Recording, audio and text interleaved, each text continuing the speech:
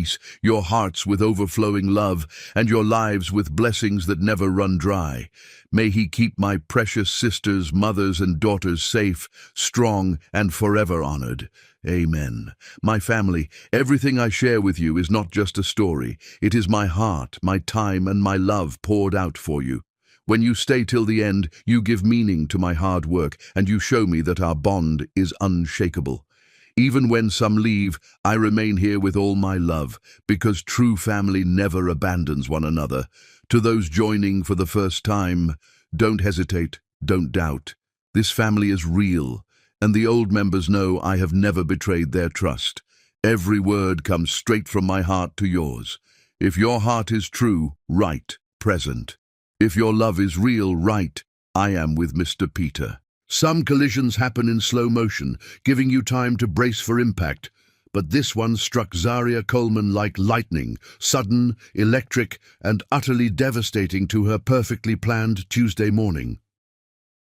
The autumn wind whipped through downtown Washington, D.C., with the kind of bitter chill that reminded everyone winter was approaching fast.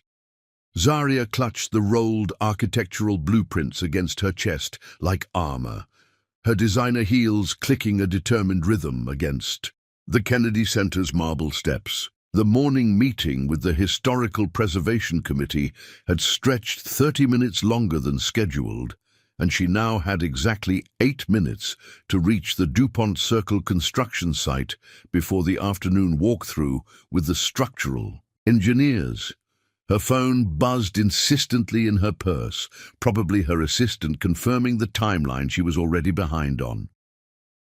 Zaria quickened her pace, mentally rehearsing the presentation she would deliver to the construction crew about the 19th century building's delicate restoration requirements. Historic preservation was her specialty, the reason Banneker and Associates had promoted her to senior project manager at 29, making her the youngest department head in the firm's 40-year history. She was so absorbed in her mental calculations that she never saw him coming. The collision happened at the corner of Virginia Avenue and New Hampshire, where the Kennedy Center's Grand Plaza met the bustling sidewalk. One moment, Zaria was navigating around a cluster of tourists photographing the Potomac River, and the next, she was sprawling backward, her carefully organized blueprints exploding into the air like oversized confetti. Her morning coffee, a perfectly crafted oat milk latte from her favorite Capitol Hill cafe, arced through the autumn air in a graceful amber parabola before landing with devastating precision across the front of the most expensive suit she had ever seen in person. Jesus Christ. The voice that emerged from the coffee-soaked figure was deep, cultured, and currently vibrating with barely controlled fury. "Do you have any idea what you've just done?" Zaria found herself staring up at a man who looked like he had stepped directly from the pages of Forbes magazine. Everything about him screamed wealth and privilege, from his perfectly styled dark hair to his hand-stitched Italian leather shoes. He was tall, probably 6'2", with the kind of sharp jawline that belonged in cologne advertisements, and eyes the color of storm clouds over the Chesapeake Bay. Those eyes were currently blazing with indignation as he surveyed the coffee damage spreading across his charcoal grey suit jacket. "Well," he demanded, apparently expecting either an apology or an explanation for the laws of physics. Something about his entitled tone, the automatic assumption that she owed him deference, ignited every stubborn streak Zaria had inherited from her mother Ruby. She pushed herself to her feet with as much dignity as she could muster, brushing invisible dust from her burgundy blazer. "I have an idea," she said coolly, bending to gather her scattered blueprints with deliberate calm. "You walked into me while I was clearly navigating around those tourists. Basic situational awareness suggests you should watch where you're going, especially in a pedestrian area." His mouth actually fell open. "I walked into you? Lady, you came flying around that corner like you were being chased by the FBI."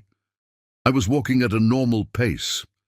Zaria rolled the blueprints with practiced efficiency, noting that thankfully none of the delicate drawings had been damaged.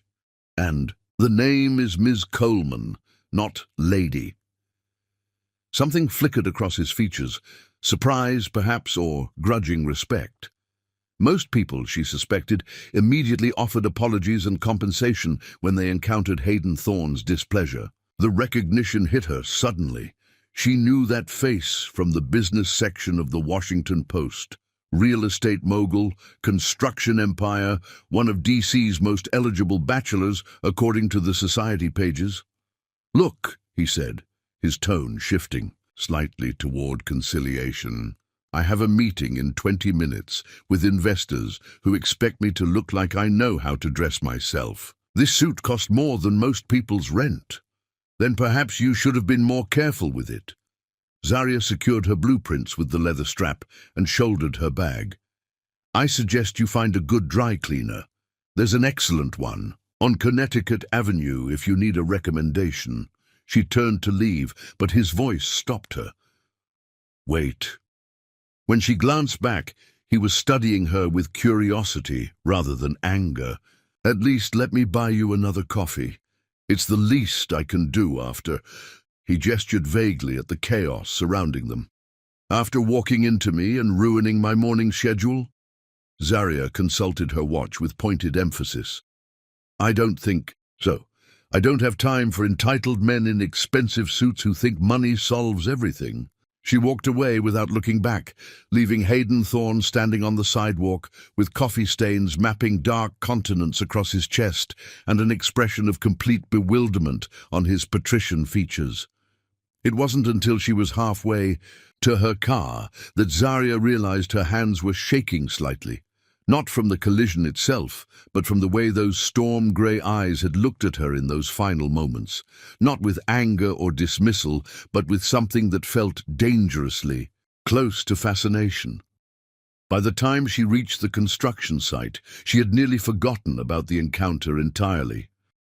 The Meridian House restoration project demanded her complete attention, a 1920s mansion being converted into luxury condominiums while preserving every detail of its historic character. The kind of challenge that required surgical precision and exhaustive attention to detail. She was deep in conversation with the lead contractor about the ornate plasterwork when her assistant Michelle approached with a worried expression. "Zaria, there's been a development. The property owner wants to schedule an additional site visit this week. He's apparently taking a more hands-on approach to the project." "Fine," Zaria said absently, marking notes on her clipboard. "Schedule it for Thursday afternoon, and make sure he understands that any changes to the preservation plan need approval from the historical committee." "About that," Michelle said carefully, "the owner's name is Hayden Thorne." Zaria's pen stopped moving across the page. Slowly she raised her eyes to meet her assistant's gaze. "Did you just say Hayden Thorne?" "The one and only. Thorne Development. Owns this property and 3 others in our current portfolio. He's worth about $800 million, according to the research I pulled."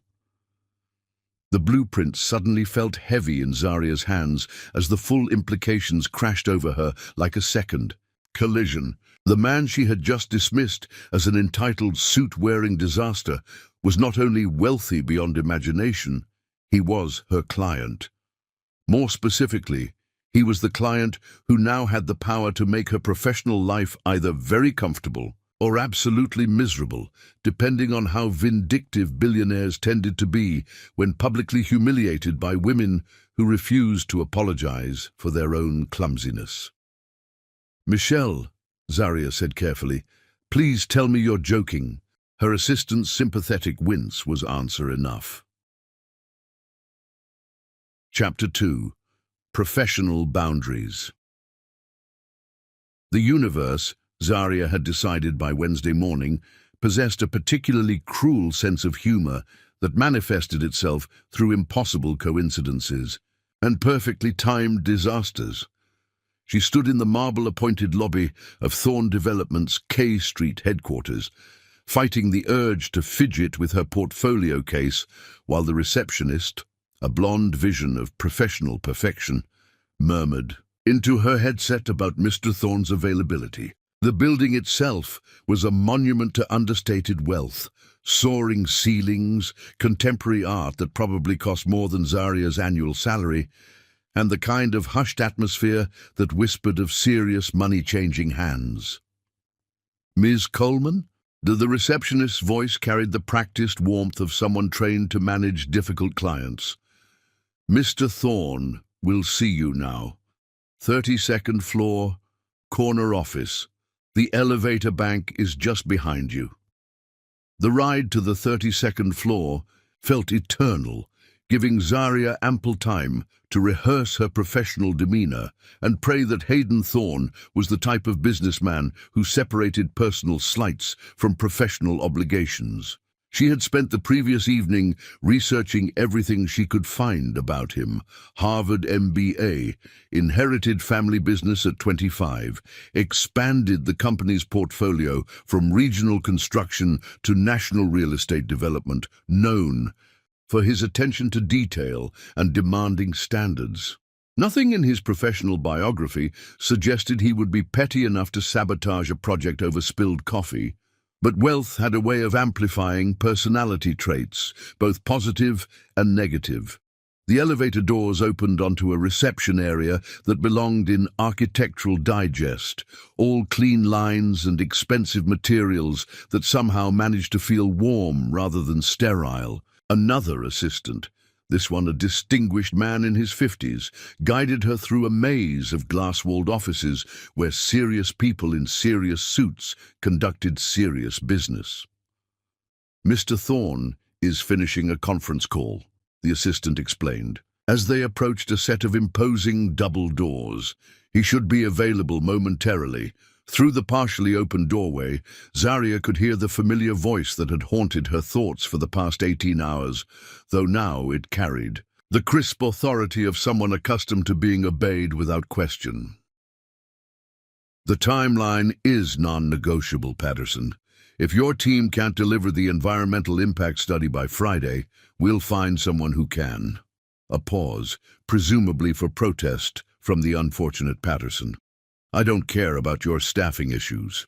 That's your problem to solve, not mine." The conversation ended with what sounded like a phone being placed decisively into its cradle, followed by a moment of silence that felt charged with potential disaster. "Send her in," came the voice from within. Zaria squared her shoulders, lifted her chin, and walked into the office of the man she had essentially told to go find a dry cleaner. The space was spectacular. Floor-to-ceiling windows offering a panoramic view of the National Mall, custom furniture that managed to be both luxurious and functional personal touches that suggested this was more than just a corporate showpiece. But Zaria's attention focused immediately on the man behind the massive mahogany desk. Hayden Thorn looked up from a stack of documents, and for a moment, time seemed to crystallize around them like amber preserving an insect. He was wearing a different suit today, navy blue instead of the coffee-stained charcoal, but the effect was equally devastating.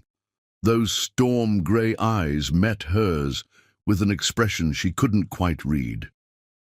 "Ms. Coleman," he said finally, his tone carefully neutral. "Please, have a seat." She settled into the chair across from his desk, placing her portfolio case precisely in her lap and folding her hands over it like a shield. "Mr. Thorn, I believe we need to discuss the Meridian House project." "Yes," he agreed, leaning back in his chair with the ghost of a smile playing at the corners of his mouth. "We certainly do. But first, I think we should address the elephant in the room." Zaria's stomach tightened. "If you're referring to yesterday's incident, the incident where you lectured me about situational awareness and then walked away like I was some kind of street corner nuisance." His tone remained pleasant, but there was steel underneath. The silk. That incident?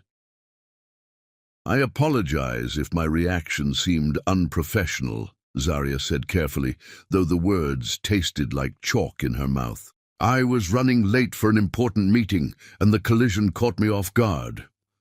Apology accepted, Hayden said, surprising her. Though I have to admit, it's been a long time since someone dismissed me quite so thoroughly. Most people tend to be more accommodating. There was something in his voice, not mockery exactly, but a kind of curious appreciation that made Zarya's professional instincts prickle with warning. She had encountered this before. Wealthy men who found her refusal to be impressed by their status intriguing rather than insulting. It never ended well.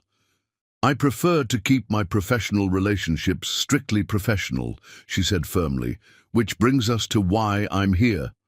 The Meridian House restoration is a complex project with very specific historical requirements.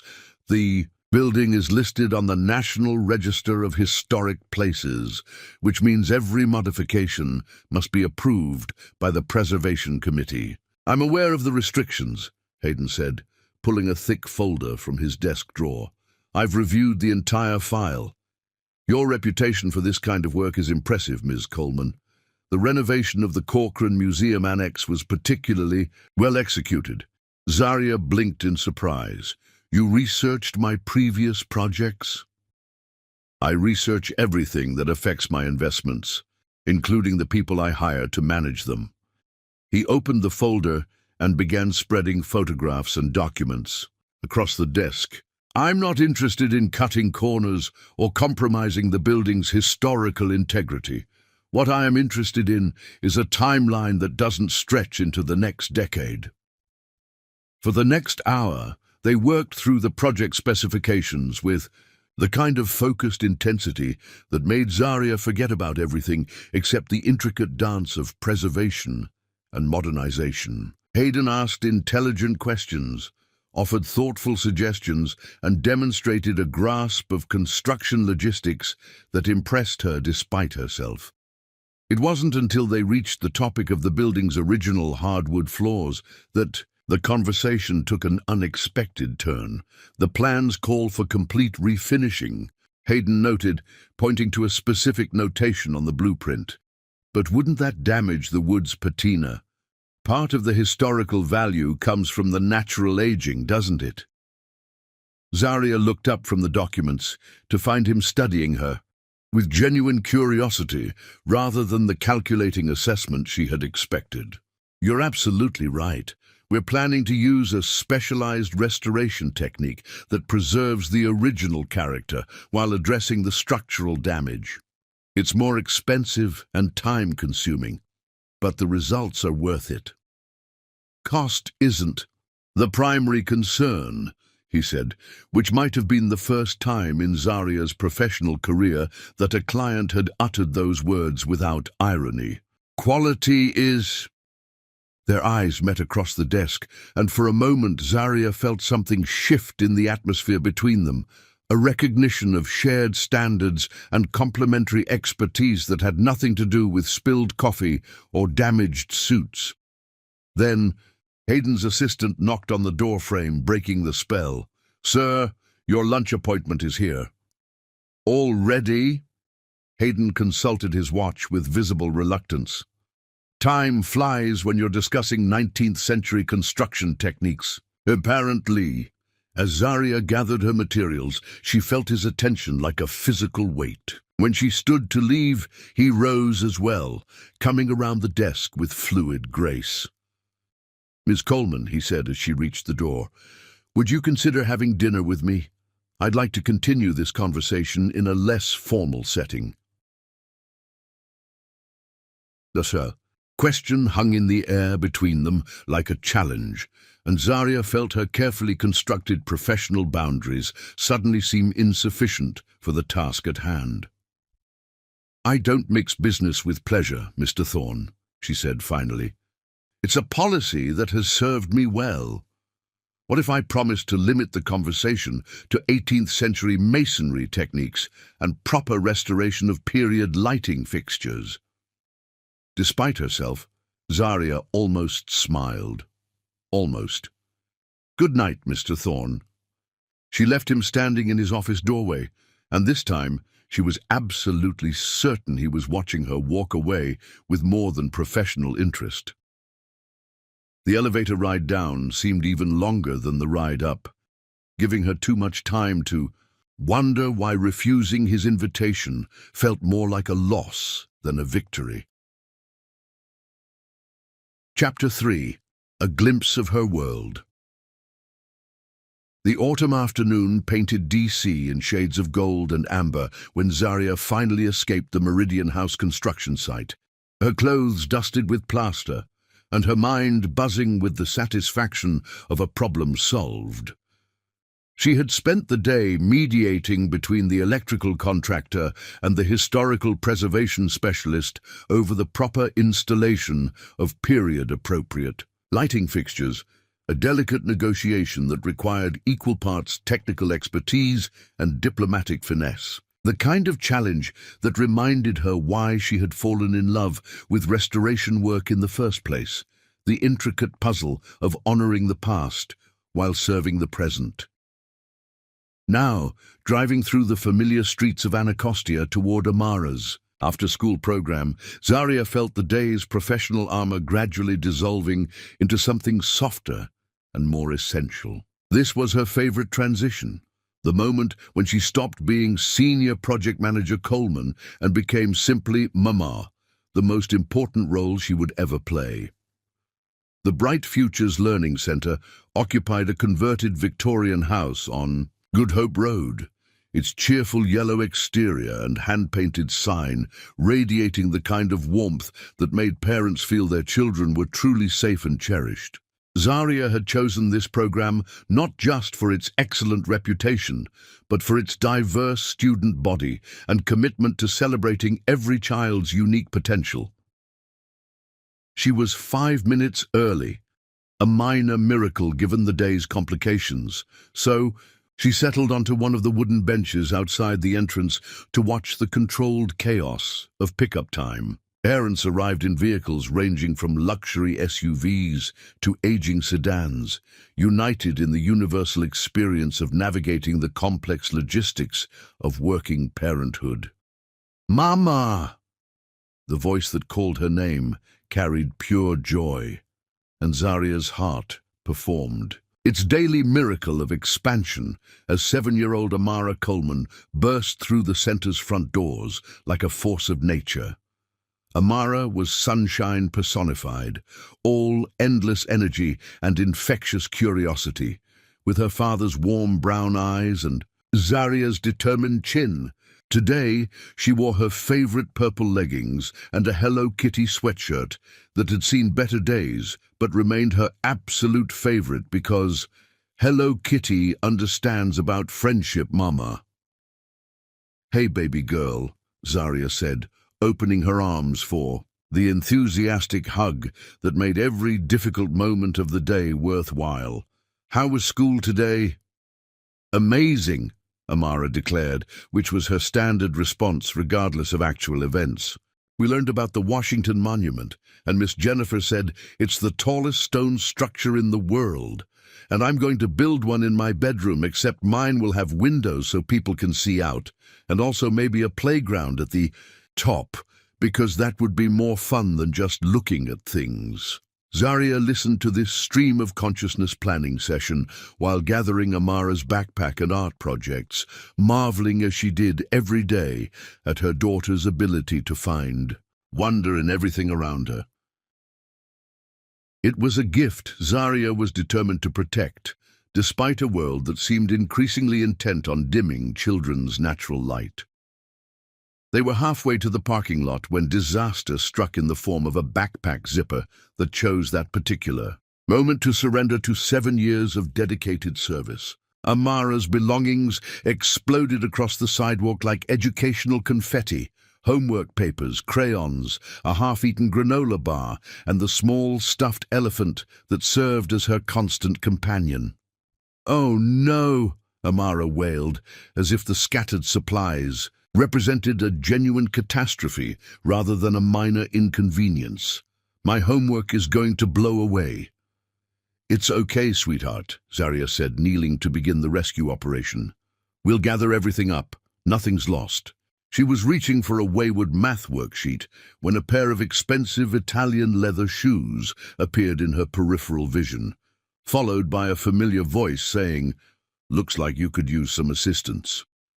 Zarya's head snapped up to find Hayden Thorne crouching beside her, already gathering scattered crayons with the focused efficiency of someone accustomed to solving problems. He had traded his business suit for dark jeans and a charcoal cashmere sweater that probably cost more than her monthly rent, but somehow managed to look completely at ease, collecting a 7-year-old's school supplies from the sidewalk.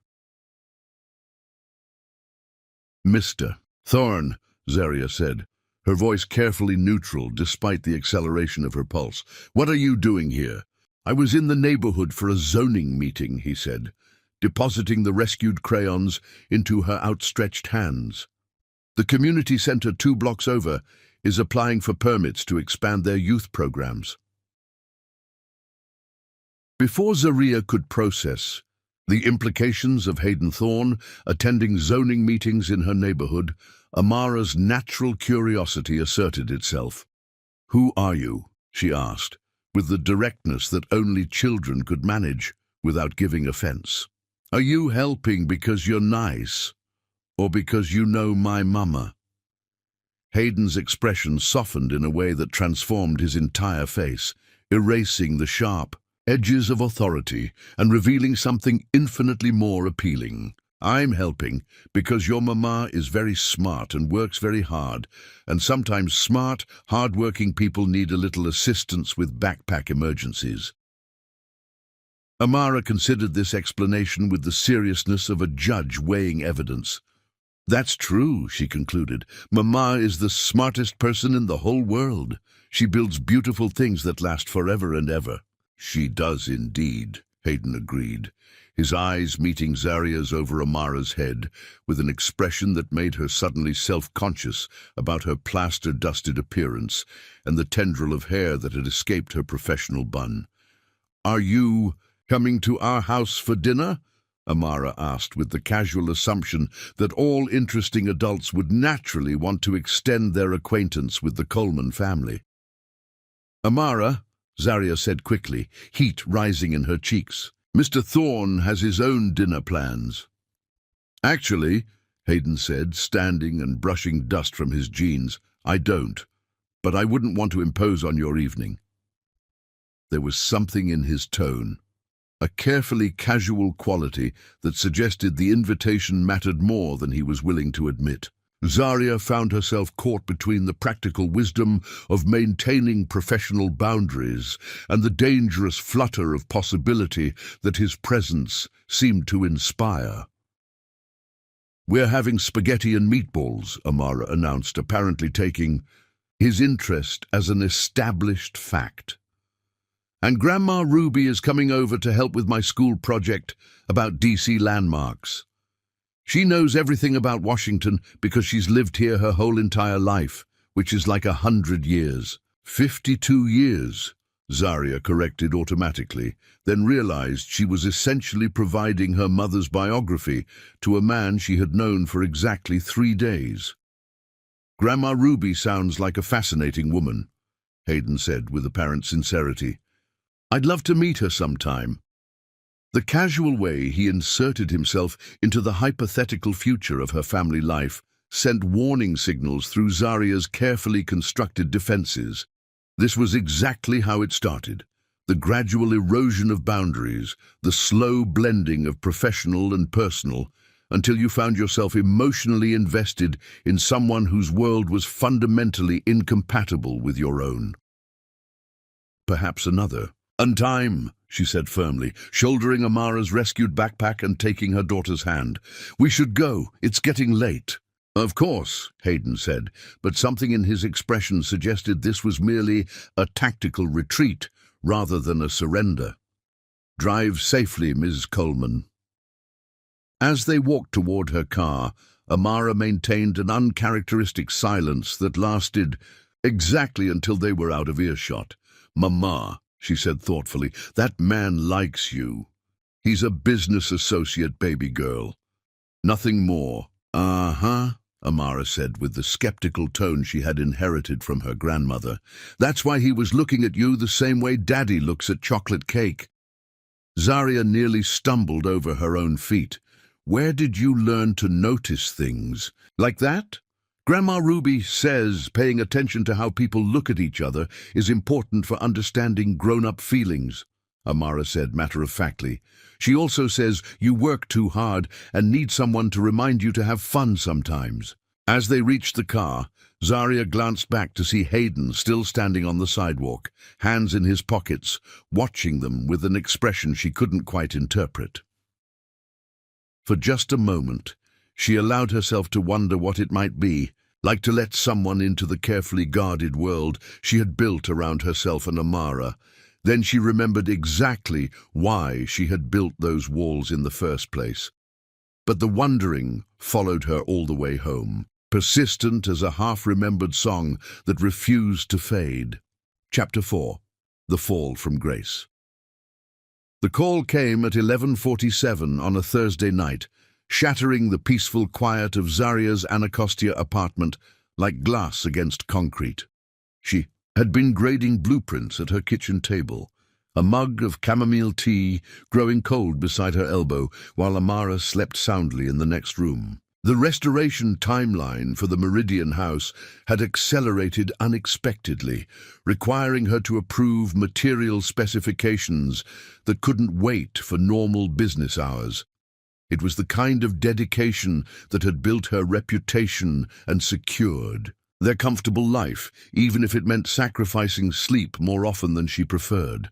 The phone display showed an unknown number with a DC area code. Zaria normally ignored such calls after business hours, but something, instinct perhaps, or the persistent urgency of the ring, made her answer.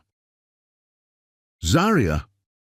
The voice was unmistakably Hayden's, though stripped of its usual confidence and authority.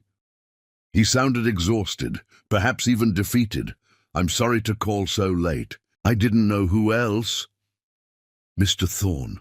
Zaria set down her red pen, immediately alert. "What's wrong?"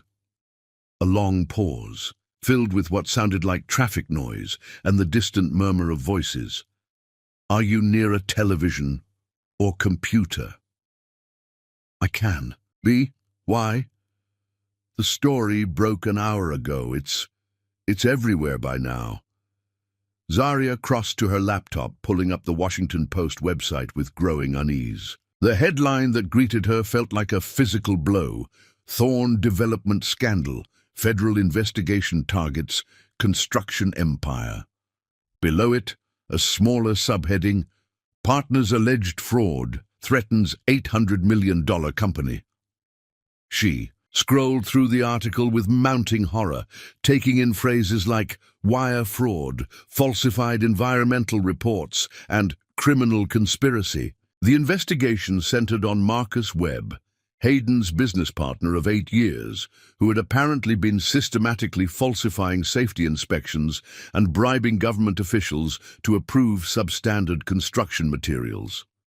"Hayden," she said softly, abandoning professional formality without conscious thought. "Are you involved in any of this?" "No." The word carried absolute conviction. "I had no idea what Marcus was doing, but it doesn't matter. The company is finished. Every project is under federal review. The bank froze our assets this afternoon.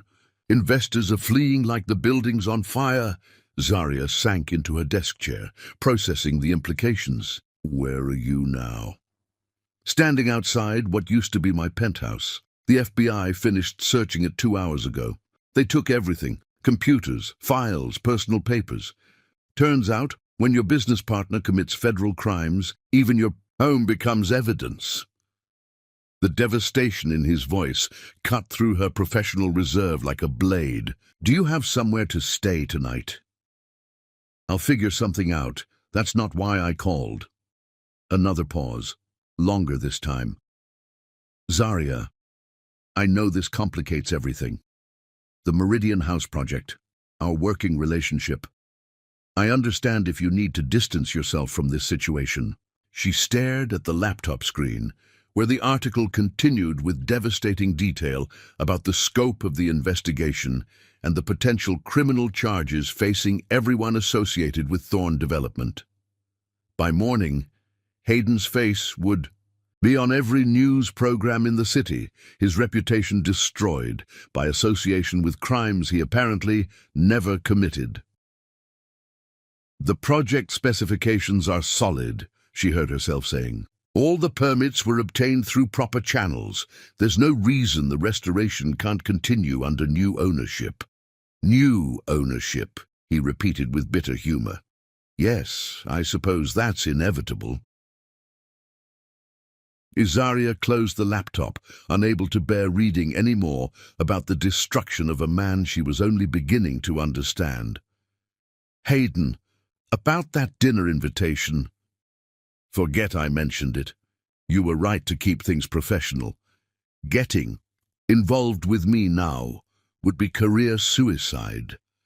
Actually, she said, surprising herself, I was going to say that my offer stands. If you need somewhere to think, to figure out your next steps, Amara and I have a guest room. It's not much, but it's clean and quiet. The silence stretched so long, she wondered if the call had disconnected. Then, you would do that, even knowing what this association might cost you. Zaria thought about the question seriously, weighing professional caution against human compassion. The smart choice was obvious. Maintain distance, protect her reputation, focus on salvaging what she could from the wreckage. But wisdom and kindness didn't always align, and sometimes the heart demanded actions the mind couldn't justify. Everyone deserves a safe place to fall apart, she said finally. If you need that place to be here, the door is open.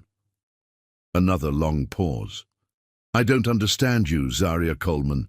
That makes two of us. She gave him her address and ended the call, then sat in the sudden quiet of her kitchen, wondering what force of temporary insanity had just compelled her to invite a man she barely knew, a man whose life was currently exploding in spectacular fashion into the sanctuary she had built for herself and her daughter. 40 minutes later, a soft knock at her door announced Hayden's arrival. When she opened it, she barely recognized the confident businessman she had sparred with over construction timelines. This man looked hollowed out, his expensive clothes rumpled and his eyes carrying the shell-shocked expression of someone whose entire world had shifted without warning. He carried a single leather overnight bag and what appeared to be a bottle of very expensive wine. I brought this, he said, holding up the bottle awkwardly. Seemed like the least I could do. Though given the circumstances, you might prefer to save it until I'm no longer a federal fugitive. You're not a fugitive, Zaria said, stepping aside to let him enter. You're an innocent man whose partner made terrible choices. There's a difference. The court of public opinion doesn't typically recognize that distinction. Zaria led him to the living room, gesturing toward the comfortable sectional sofa that dominated the modest space. The apartment was small but carefully arranged, filled with Amara's artwork and evidence of their quiet, ordered life. She had lived here for 5 years, transforming the basic 2-bedroom unit into something approaching a home through strategic furniture placement and weekend flea market discoveries. Can I get you anything? Coffee? Tea? She paused, considering his probable state of mind. Something stronger. Coffee would be good. I have a feeling sleep isn't happening tonight. While she prepared the coffee, Hayden examined the photographs covering her refrigerator. Amara's. School pictures, vacation snapshots, candid moments that captured the easy joy of their small family. When she returned with 2 steaming mugs, he was studying a picture of Amara in a Halloween costume from the previous year. Wonder Woman, he observed with the first genuine smile she had seen from him all evening. Excellent choice.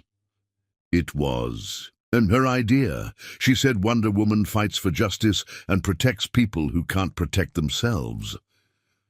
Zarya settled onto the opposite end of the sofa, maintaining careful distance. 7-year-old moral clarity.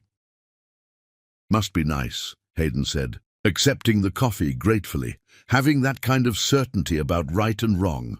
They sat in comfortable silence for several minutes, drinking coffee and contemplating the ruins of the day. Finally, Hayden spoke again. "There's something else," he said quietly. "Something I should probably tell you." Zarya's stomach tightened. "What?" "I've been offered a position, teaching position actually. Georgetown's business school wants me to develop a curriculum on ethical construction practices." He laughed, but there was no humor in it.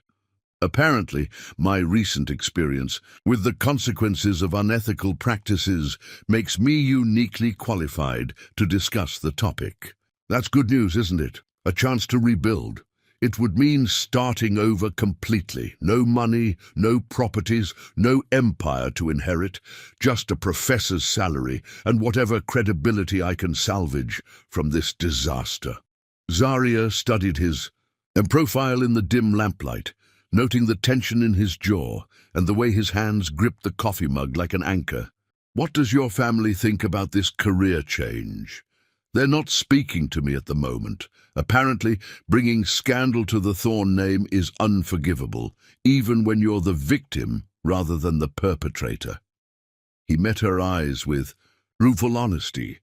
"Turns out family loyalty has its limits when federal investigations are involved." The casual way he mentioned his family's abandonment hit Zarya like a physical blow. She couldn't imagine turning her back on someone she loved, regardless of circumstances beyond their control. "I'm sorry," she said, meaning it completely. "Don't be. It's clarifying, actually. Helps you understand who people really are when the walls come down." As if summoned by their conversation, a soft sound from the hallway announced Amara's emergence from her bedroom, rubbing sleepy eyes and clutching her stuffed elephant. "Mama," she said in the small voice she used when uncertain. "I heard talking." "It's okay, baby girl. We have a guest, Mr. Thorne, from the construction site." Amara blinked in the direction of the sofa, gradually focusing on Hayden's familiar face. Instead of shyness or concern, her expression brightened with pleased recognition. "Oh, the nice man who helped with my backpack." She padded across the room without hesitation, apparently considering his presence a delightful surprise rather than an intrusion. "Are you having a sleepover?" "Something like that," Hayden said gently. "I hope that's okay with you." "It's very okay," Amara declared with the generous hospitality that made Zarya's heart swell with pride. "We can have pancakes for breakfast, and I can show you my room, and maybe you can help me with my monument project." "I'd like that very much," Hayden said, and Zarya was startled by the genuine warmth in his voice. "What kind of monument are you building?" "A tower for birds," Amara announced, as if this were the most logical thing in the world. "With little apartments inside, so different kinds of birds can be neighbors and share things." "That sounds like the best kind of monument," Hayden said seriously. "Beautiful and useful." As Zarya tucked Amara back into bed, she found herself watching the gentle way Hayden had interacted with her daughter. No condescension, no awkward attempts to manufacture child-appropriate conversation, just natural kindness and genuine interest in a 7-year-old's architectural ambitions. When she returned to the living room, he was standing at the window, looking out at the quiet street with an expression she couldn't quite read. "Thank you," he said without turning around. For believing I'm not the villain in this story." Everyone deserves the benefit of the doubt, Zaria said, though even as she spoke the words, she knew they didn't capture the full truth of why she had opened her door to him. The real truth was more complicated, more dangerous. Somewhere between their first collision and this moment of unexpected intimacy, Hayden Thorne had stopped being merely a client and become something she wasn't quite ready to name. But as she watched him, standing in her living room, surrounded by the evidence of the life she had built through determination and careful choices, one thing became absolutely clear. Whatever happened next would change everything. Chapter 5. Unlikely Family. 3 weeks into November, Zaria's carefully ordered life had been thoroughly revolutionized by the presence of a fallen billionaire who made pancakes like a short-order cook and approached 7-year-old logic puzzles with the same intensity he had once brought to million-dollar construction deals. The transformation had been gradual but undeniable. What began as a temporary arrangement, a safe harbor while Hayden navigated the legal aftermath of his partner's crimes, had evolved into something that felt dangerously close to domestic bliss. The guest room no longer felt like a guest room. It had become Hayden's space, marked by his reading glasses on the nightstand and the legal documents that covered every available surface as he worked with attorneys to untangle 8 years of fraudulent business practices. More significantly, Amara had claimed him as her personal project, determined to educate him in the essential skills of proper neighborhood living. Under her enthusiastic tutelage, he had mastered the intricacies of the metro system, discovered the best corner store for emergency milk runs, and learned to appreciate the specific joy of Saturday morning cartoons consumed in pajamas with chocolate chip pancakes. Zaria had never seen anything quite like it. This billion-dollar businessman sitting cross-legged on her living room floor, helping Amara construct an elaborate monument to interspecies friendship using cardboard tubes and construction paper, debating with perfect seriousness whether the Bird apartments should have balconies or just regular windows. Balconies are more expensive, Amara had explained during one particularly intense architectural discussion. But they make the birds happier because they can sit outside and visit with their neighbors. Happiness is worth the extra cost, Hayden had replied without hesitation. Good architecture should serve the soul as well as the body. It was this version of Hayden, patient, thoughtful, utterly present in whatever moment he occupied, that had begun to crack the careful walls Zaria had built around her heart. Not the wealthy developer with his expensive suits and commanding presence, but this man who listened to a 7-year-old's dreams with complete attention and somehow made grocery shopping feel like an adventure worth documenting. The evening everything changed, began like any other. Zaria had returned from the construction site to find Hayden and Amara in the kitchen, collaborating on what appeared to be an ambitious dinner experiment involving her grandmother Ruby's sweet potato recipe and several cooking techniques that definitely weren't in the original instructions.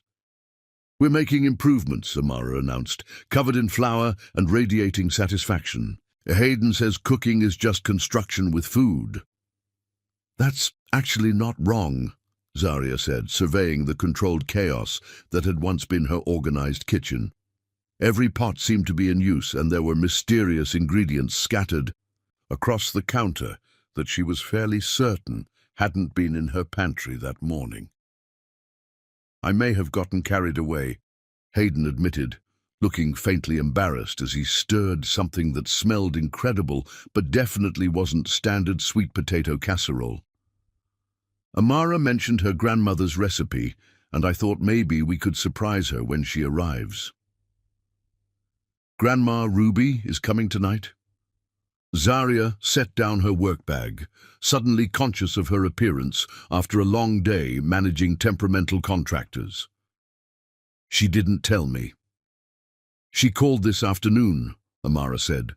apparently having appointed herself the household's social coordinator. She said she wanted to meet our house guest properly, instead of just hearing about him from other people who might not tell the story right. Zarya felt her stomach drop slightly. Ruby Coleman possessed an uncanny ability to see through people's carefully constructed facades, a talent that had served her well during 30 years of teaching middle school in DC's public schools. More importantly, she had very specific opinions about the type of men who deserved access to her daughter and granddaughter's lives. "When did she say she was coming?" Zarya asked, already calculating how much time she had to prepare Hayden for the full force of Ruby's maternal interrogation. "She should be here any minute," Hayden said, consulting his watch. "Don't worry, I've been practicing my answers to grandmother-level questions all afternoon." Before Zarya could ask what that meant, a familiar knock echoed through the apartment. 3 sharp raps, followed by 2 softer ones, Ruby's signature announcement that had been making Amara giggle. Since she was old enough to recognize patterns, Grandma Ruby, Amara abandoned her cooking duties and raced toward the front door, leaving Zarya and Hayden to face each other across the flour-dusted kitchen. "Any last-minute advice?" he asked, with the expression of a man about to face a firing squad. "Don't try to impress her," Zarya said quickly. "She can smell artifice from 3 blocks away. Just be yourself." "Right," Hayden said, straightening his shoulders. "No pressure at all." Ruby Coleman's entrance into any space was an event worth witnessing. At 52, she possessed the kind of timeless beauty that suggested she had been stunning at 20 and would still be turning heads at 70. Her silver-streaked hair was swept into an elegant updo that somehow managed to look both effortless and perfectly styled, and she moved with the confident grace of a woman who had spent decades commanding respect from roomfuls of skeptical teenagers. Tonight, she wore a burgundy wrap dress that Zarya recognized as her mother's favorite meeting new people outfit, the one reserved for parent conferences, first dates, and other occasions requiring the full deployment of Ruby Coleman's considerable personal presence. "Well, well," Ruby said, her warm brown eyes taking in the domestic scene with obvious amusement. "Look what we have here, a man who cooks and a granddaughter covered in evidence of actual learning. This is already more promising than most situations." She embraced Amara with the fierce affection reserved for grandmothers everywhere, then turned her attention to Hayden with the assessing gaze of a woman accustomed to evaluating character quickly and accurately. "You must be Mr. Thorne," she said, extending a graceful hand. "I'm Ruby Coleman, and I believe you've been taking excellent good care of my girls." "Mrs. Coleman," Hayden said, accepting her handshake with careful respect. "Thank you for welcoming me into your family's home. I know this situation is unconventional." "Honey," Ruby said with a laugh that transformed her entire face. "Unconventional is just another word for interesting. And I've been waiting 52 years for my daughter to bring home someone interesting." "Mother," Zarya said with the long-suffering tone of daughters everywhere, "he's not." "We're not." "Of course not, baby girl," Ruby said with exaggerated innocence. "Just 2 professional colleagues sharing living space and raising a child together. Happens all the time in the architecture business, I'm sure." Hayden cleared his throat diplomatically. "Perhaps we should focus on dinner. Amara and I were attempting to recreate your sweet potato recipe, though I suspect we may have taken some creative liberties." "Creative liberties," Ruby repeated, moving to inspect their culinary efforts with the focused attention of a food critic. "Interesting phrase. What kind of liberties are we talking about?" What followed was perhaps the most entertaining cooking lesson Zarya had ever witnessed. Ruby examined their modifications with scientific precision, asking pointed questions about technique and reasoning, while Amara provided enthusiastic commentary on every decision. So you added bourbon to the sweet potatoes, Ruby observed, stirring the mixture thoughtfully, and cardamom to the spice blend, plus what appears to be a pecan praline topping that definitely wasn't in my original recipe. I thought the flavors would complement each other, Hayden said, with the careful tone of a student presenting a thesis to a particularly demanding professor. And Amara mentioned you like pecans. I do like pecans, Ruby agreed, and bourbon, and men who pay attention to details that matter to the women in their lives. The approval in her voice was subtle but unmistakable, and Zarya felt something flutter in her chest that she absolutely refused to examine too closely. Dinner was a revelation. The improved sweet potato casserole was genuinely exceptional, and the easy conversation that flowed between the four of them felt like something she had been missing without realizing it. Hayden held his own against Ruby's gentle interrogation, answering questions about his family, his work, and his plans for the future, with the kind of honest directness that gradually earned her mother's respect. So what happens next? Ruby asked as they cleared the dinner dishes. When all this legal business is settled and you're ready to start over? I'm not sure yet, Hayden admitted. The teaching position at Georgetown is a possibility, but it would mean completely changing the trajectory of my life, starting over from the beginning. Starting over isn't always a bad thing, Ruby said thoughtfully. Sometimes it takes losing everything you thought you wanted to discover what you actually need. Later, after Amara had been tucked into bed with promises of pancakes in the morning, the three adults settled in the living room with coffee and the comfortable exhaustion of a successful evening. I like him, Ruby announced without preamble, as if Hayden weren't sitting 3 feet away. He's got good hands for a rich man. Former rich man, Hayden corrected with self-deprecating humor. Money comes and goes, Ruby said dismissively. Character is permanent, and a man who spends 3 hours helping a 7-year-old perfect her bird apartment blueprints has character worth investing in. She turned to Zarya with the pointed look that meant serious maternal business was about to be conducted.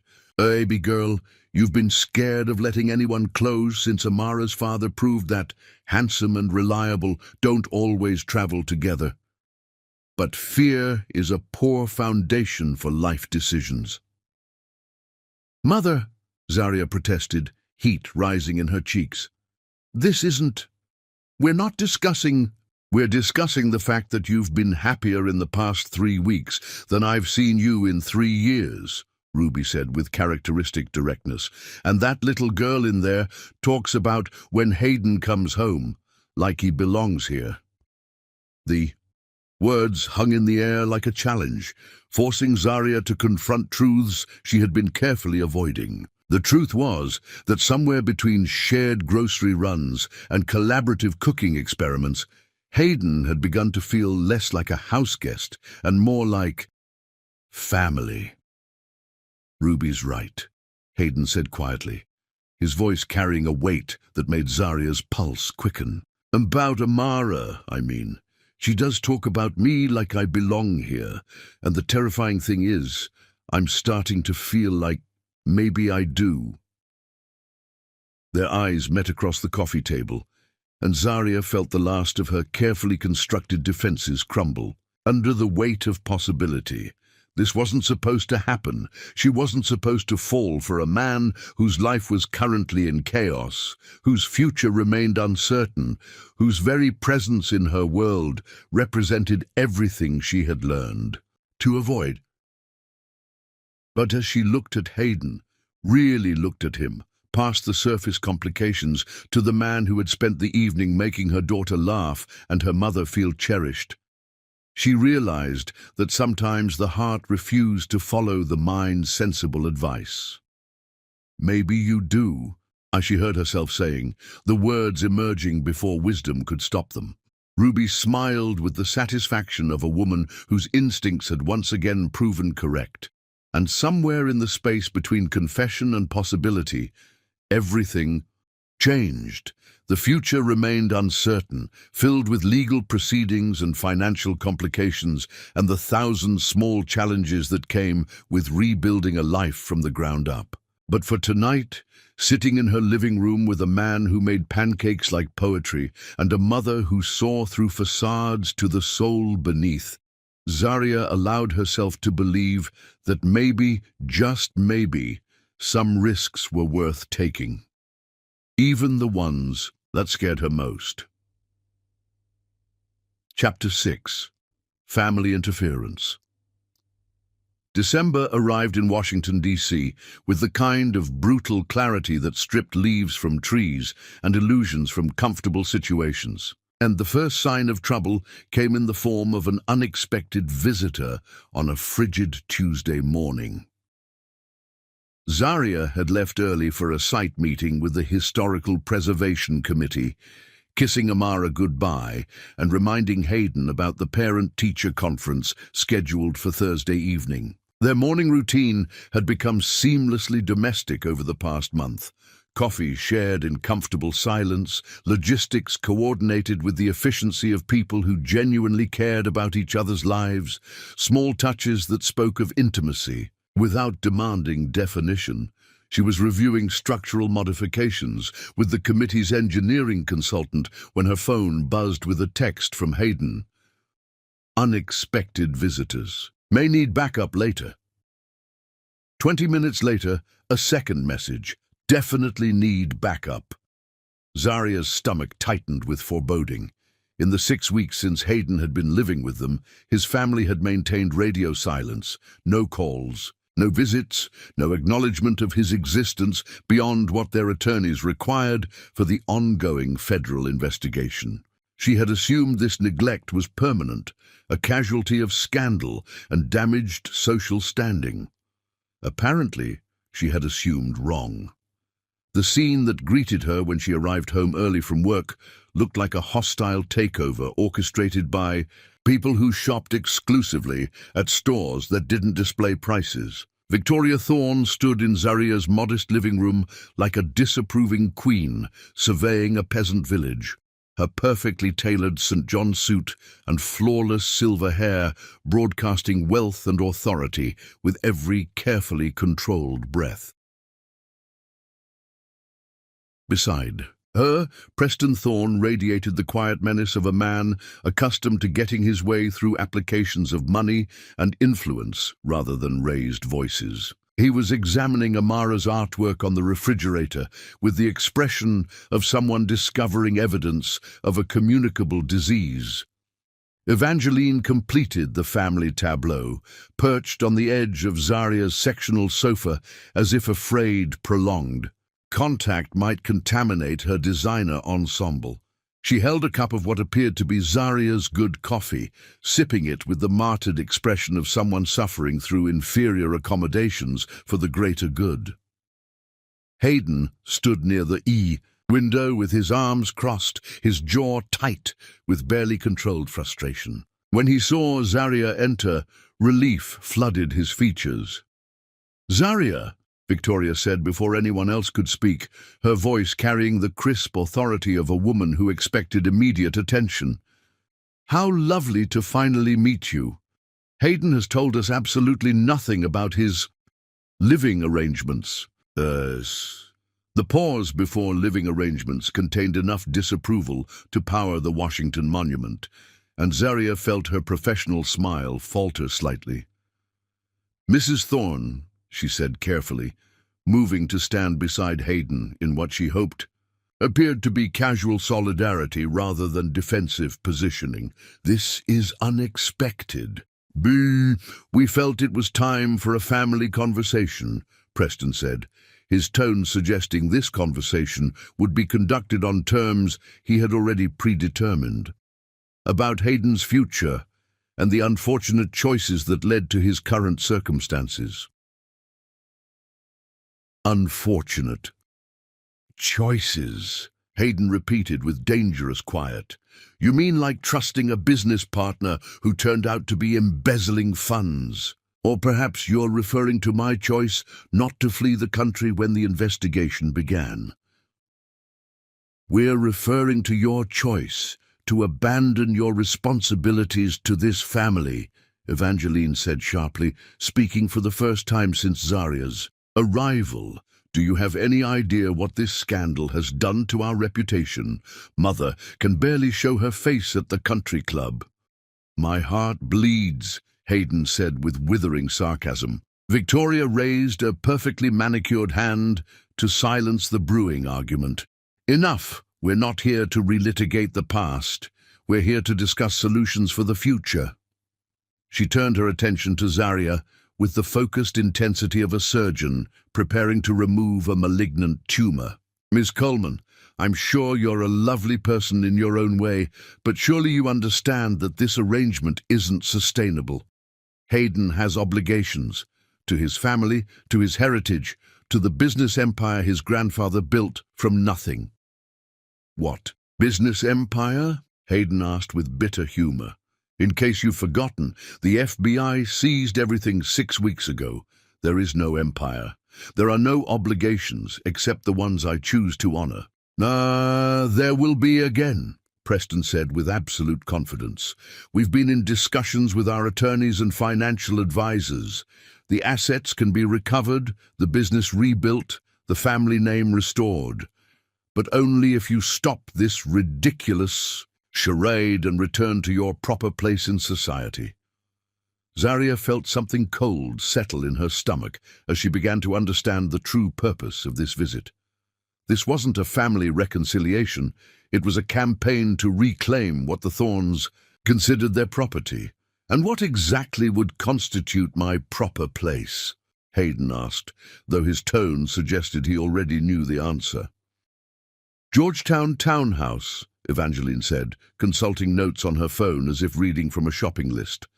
Full restoration of your social connections. Re-entry into appropriate circles. Marriage to someone who understands the responsibilities that come with the Thorn name. The word marriage hung in the air like a blade, and Zaria felt her carefully controlled composure begin to fracture. Marriage, she repeated, surprised by how steady her voice sounded. Catherine Whitmore, Victoria said with obvious satisfaction. Senator Whitmore's daughter. Graduated summa cum laude from Yale, spent 2 years with Doctors Without Borders, currently finishing her residency at Johns Hopkins. Beautiful, accomplished, and most importantly, she understands the complexities of public life. Zaria's hands clenched involuntarily. She had met Catherine Whitmore at various D.C. social functions, a stunning blonde with impeccable credentials and the kind of effortless grace that came from generations of breeding and preparation for exactly this type of advantageous marriage. Catherine is a lovely woman, Hayden said carefully, who deserves better than a marriage of convenience designed to rehabilitate my family's reputation. It wouldn't be convenience, Preston said matter-of-factly.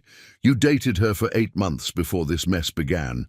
She's already indicated her willingness to overlook recent complications if you're prepared to make a genuine commitment.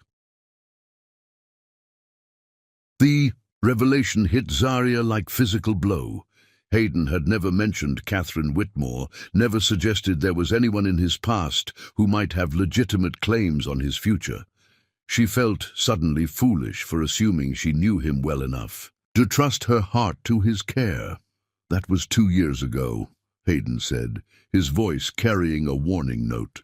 Before I understood what I actually wanted from life. What you want is irrelevant, Victoria said with chilling practicality. What matters is what's best for this family and your long-term security.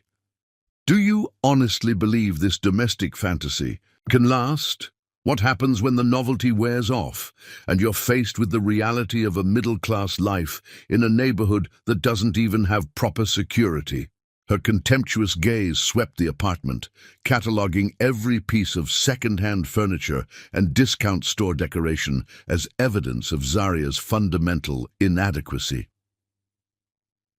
What happens, she continued relentlessly, when you want to send that child to private school and realize you can't afford the tuition, When you want to take a vacation and discover that teachers' salaries don't stretch to include luxury resorts? When you're 50 years old and still worrying about mortgage payments and health insurance? Each question landed with surgical precision, designed to expose the practical impossibility of the life Hayden was trying to build. Zaria felt her cheeks burn with humiliation and anger, hating herself for the small voice in her head that whispered these concerns might be valid. "Money isn't everything," she said finally, her voice tight with controlled fury. "Spoken like someone who's never had enough to understand its importance," Evangeline said with casual cruelty. "It's easy to romanticize poverty when you've never experienced real wealth." "Evangeline," Hayden's voice carried a dangerous edge that made his sister step back slightly. "That's enough." "No, it's not enough," Preston said, moving to stand beside his wife in a show of united family authority. "We've indulged this rebellion long enough. It's time for hard truths and practical decisions." He pulled an envelope from his jacket pocket, placing it on the coffee table like evidence in a trial. "Full financial restoration, complete legal support for the ongoing investigation, re-establishment of your social position, all contingent on your immediate return to appropriate living arrangements and serious consideration of marriage to Catherine." The envelope sat between them like a loaded weapon, representing everything Hayden had lost and everything the Thorne family was prepared to restore. All he had to do was walk away from the life he had been building in this modest apartment, with a woman and child who had given him sanctuary when his own blood relatives had abandoned him. "And if I refuse?" Hayden asked quietly. Victoria's smile was as cold as the December wind outside. "Then you'll discover exactly how much your principles are worth when you're 40 years old and starting over with nothing." The ultimatum hung in the air like smoke, poisoning the atmosphere of the home Zaria had worked so hard to create. She looked at Hayden's face, searching for some sign of his decision, some indication that the past 6 weeks had meant more to him than the prospect of restored wealth and social standing. What she saw there made her heart sink like a stone in deep water, because for just a moment, barely perceptible but unmistakably present, she glimpsed uncertainty in his eyes. The flicker of a man calculating odds and weighing possibilities, considering whether love was worth the price of permanent exile from everything he had ever known. It lasted only seconds before his expression hardened with resolve. But those seconds told Zaria everything she needed to know about the fundamental fragility of the happiness she had been foolish enough to believe might last. "I need time to think," Hayden said finally, and even though his words were directed at his family, Zaria felt them like a betrayal she should have seen coming, because she had been here before, had made the mistake of believing that when it came to choosing between love and security, between heart and heritage, love would always win. She was learning once again how naive that belief truly was. Chapter 7. The Christmas Betrayal. Christmas Eve morning dawned grey and bitter in Washington, D.C., the kind of weather that matched the Arctic atmosphere that had settled over Zaria's apartment in the 3 weeks since the Thorne family intervention. The countdown to disaster had been subtle, but relentless. Hayden still helped Amara with homework, still made pancakes on Saturday mornings, still kissed Zaria goodnight with apparent tenderness. But underneath the familiar routines, something fundamental had shifted. Phone calls taken in hushed voices, behind closed doors, unexplained absences that stretched longer each day, a growing distance in his eyes that no amount of forced normalcy could bridge. Zaria had watched it happening with the sick fascination of someone witnessing a slow-motion car accident, knowing the impact was inevitable, but powerless to prevent it. She had tried confronting him directly, demanding honesty about his family's ultimatum and his intentions for their future. But Hayden had become a master of deflection, offering reassurances that felt increasingly hollow and promises that rang like counterfeit coins. Now, standing in her kitchen while Amara decorated sugar cookies with enough enthusiasm to power the national Christmas tree, Zaria felt the weight of impending loss like a physical ache in her chest. "Mama, look!" Amara held up a star-shaped cookie covered in so much red icing it resembled abstract art.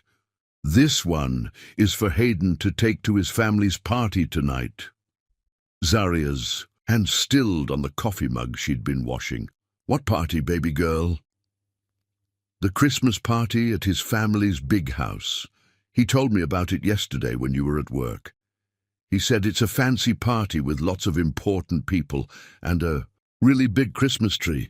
The mug slipped from Zaria's nerveless fingers, shattering against the kitchen floor in an explosion of ceramic and cold coffee. She stood frozen, staring at the wreckage while her mind processed the implications of what Amara had just revealed. "Mama?" Amara's voice carried concern. "Did I say something wrong?" "No, sweetheart," Zaria managed, kneeling to gather the larger pieces while her heart hammered against her ribs. "You didn't do anything wrong. Tell me more about this party." "Well, Hayden said his family wants him to come home for Christmas, and he thought maybe we could go too. But then he said it might be better if just he went first to make sure everyone would be nice to us." Umara's 7-year-old logic made the betrayal sound almost reasonable. He said after Christmas we could all visit together when everyone isn't so busy with party things. Each word landed like a physical blow. Hayden had been planning this, had been discussing it with her daughter while deliberately keeping her in the dark. The calculated deception felt worse than an outright lie, because it demonstrated the care he had taken to manage the situation without consulting the people whose lives would be most affected by his choices. "Where is Hayden now?" Zaria asked, surprised by how calm her voice sounded. "In his room, getting ready. He said he needs to look extra nice because first impressions are important." Amara paused in her cookie decorating, studying her mother's face with the perceptive gaze that missed nothing. "Mama, why do you look sad?" Before Zaria could formulate an answer that wouldn't traumatize her daughter, Hayden emerged from the guest room, wearing a charcoal grey suit that she hadn't seen since his business empire days. He had clearly put considerable effort into his appearance. Fresh haircut, expensive watch, the kind of polished presentation that belonged in boardrooms and country clubs rather than modest Anacostia apartments. He looked like the man she had first collided with outside the Kennedy Center, all sharp edges and unconscious privilege, and the transformation hit her like a glimpse of an unwelcome future. "You look very handsome," Amara announced, apparently oblivious to the tension crackling between the adults. "Are you excited about the party?" "Thank you, sweetheart," Hayden said, his smile not quite reaching his eyes. "I should be back late tonight. Don't wait up." The casual dismissal, the assumption that she would simply accept his unexplained absence on Christmas Eve, ignited the anger Zaria had been carefully suppressing for weeks. "Amara," she said quietly, "why don't you take your cookies to your room? You can finish decorating them while Mama and Hayden have a grown-up conversation." Something in her tone must have warned Amara that this conversation wouldn't be pleasant, because she gathered her cookies without argument and disappeared down the hallway with the efficiency of a child who had learned to recognize when adults needed privacy for difficult discussions. "When were you planning to tell me?" Zaria asked once they were alone. Hayden had the grace to look ashamed, though he didn't attempt to deny what she had discovered. "I was going to talk to you tonight when I got home." "After the fact. After you had already made your choice and presented me with the results."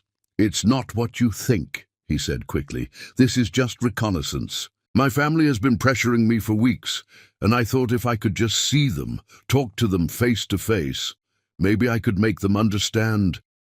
Understand what, exactly? Zaria's voice carried a dangerous edge.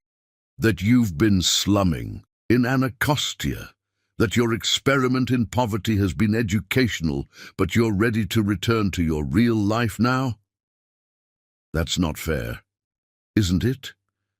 She moved closer, studying his face with the same intensity she brought to architectural plans. Because from where I'm standing, this looks exactly like a man hedging his bets, keeping his options open, making sure he has somewhere to land when this domestic fantasy becomes inconvenient.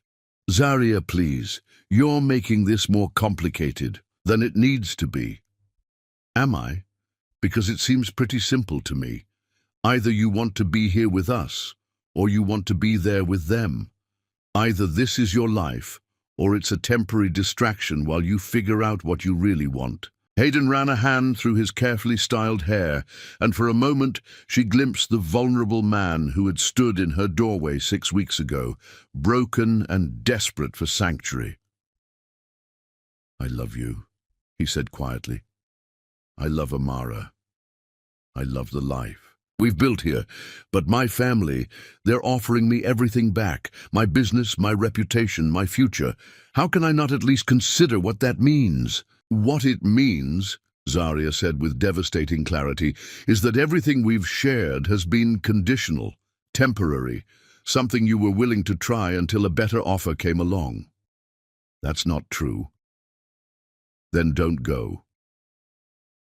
The words hung between them like a test, and Zaria saw the exact moment when Hayden failed it, the hesitation in his eyes, the calculation that weighed her love against his family's ultimatum, the fundamental uncertainty about whether what they had built together was worth the sacrifice his family demanded.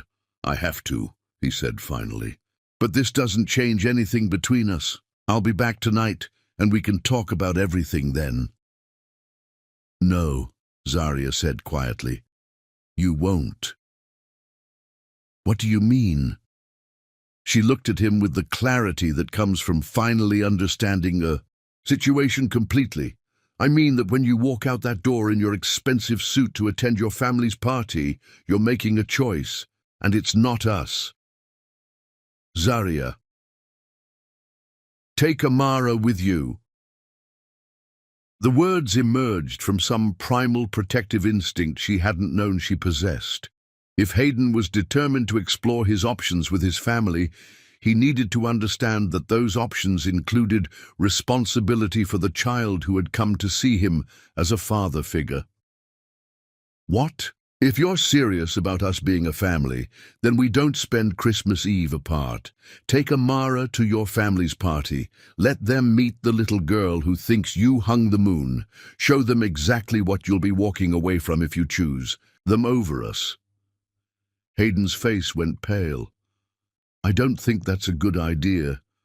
My family can be difficult, and it's a formal event, not really appropriate for children. I see. Zaria felt something crucial break inside her chest, like a support beam finally succumbing to too much weight. So when you picture your future with them, Amara isn't part of it. That's not what I said. It's exactly what you said. She moved toward the hallway, needing distance from the wreckage of her hopes. Take her with you, Hayden. If we matter to you the way you claim we do, then prove it. Zaria, please be reasonable. I am being reasonable. For the first time in weeks, I'm seeing this situation clearly. She turned back to face him one final time. Take my daughter to your family's Christmas party, or don't come back to this apartment. Those are your choices. She left him standing, in the living room, surrounded by the evidence of the life they had built together. Amara's artwork, shared photographs, the comfortable debris of 6 weeks spent learning to be a family. When she heard the front door close 20 minutes later, she knew with absolute certainty that he had made his choice. The only question was whether he had taken Amara with him or whether she was about to discover that even the love of a 7-year-old wasn't enough to compete with the promise of restored wealth and social position.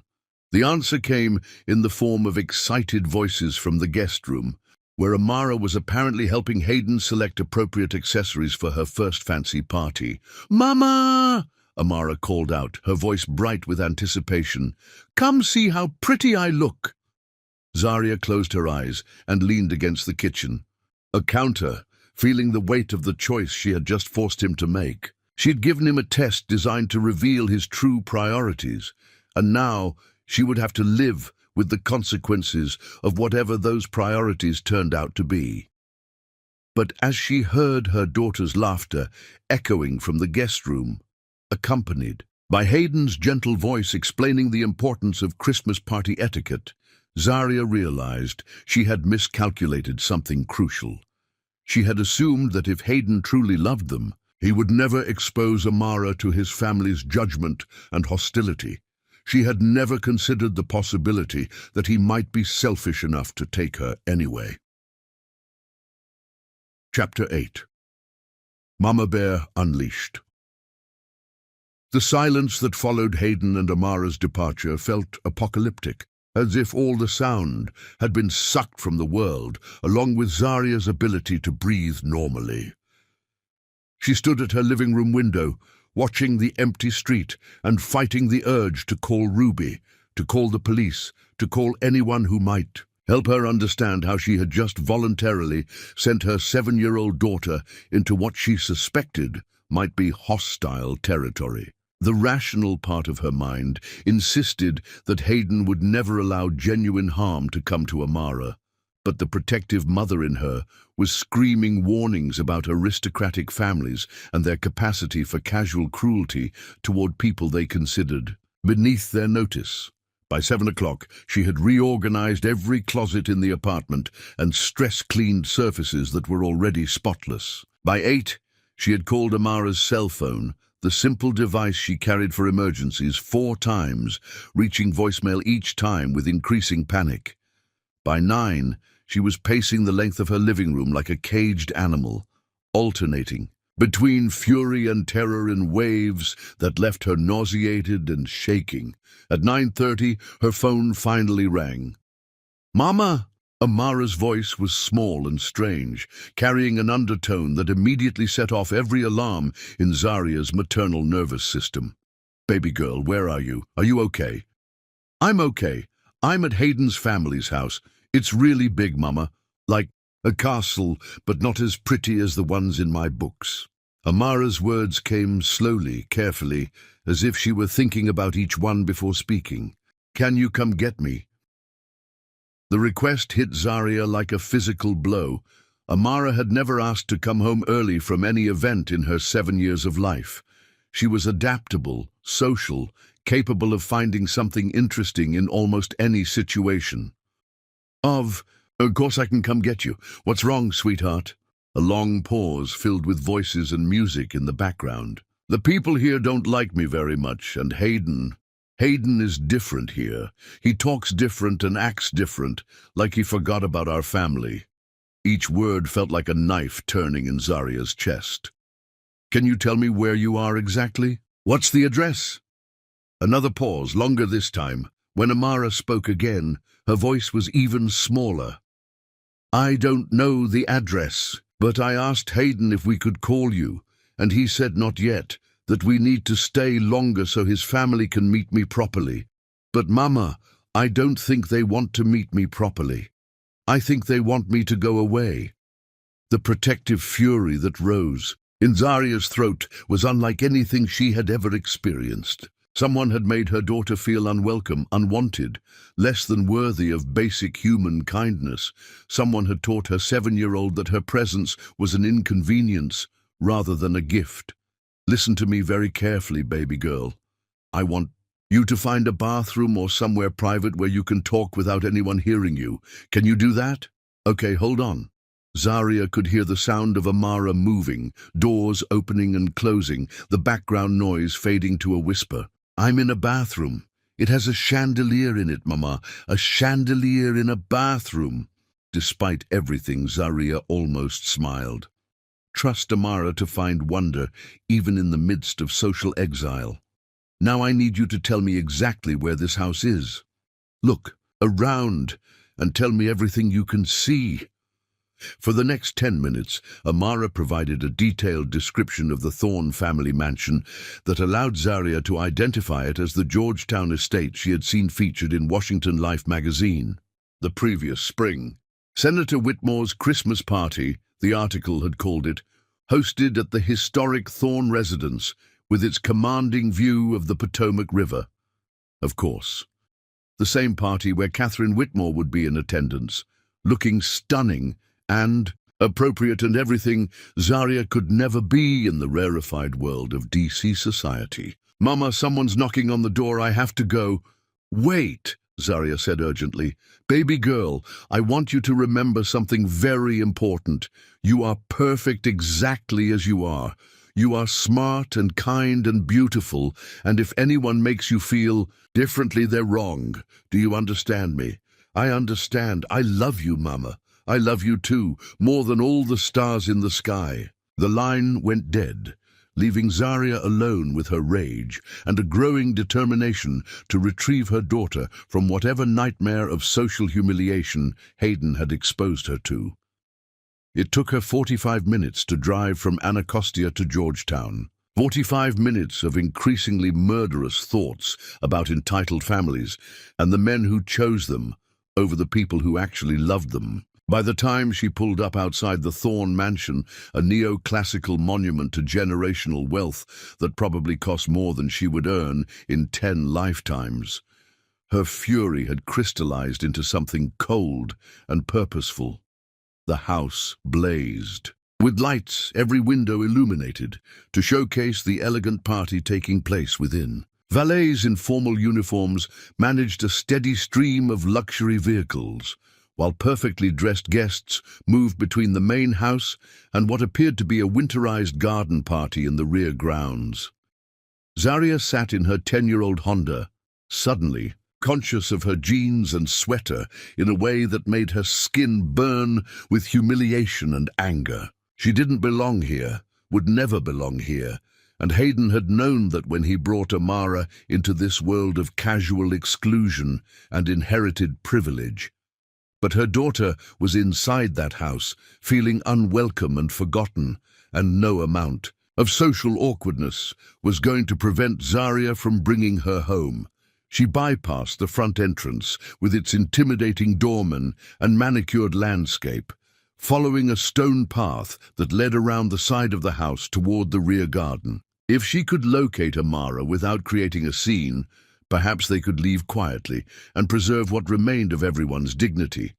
The path opened onto a terrace that belonged in European royal palaces, vast stone spaces decorated with topiary, and outdoor heaters overlooking formal gardens that probably required a full-time staff to maintain.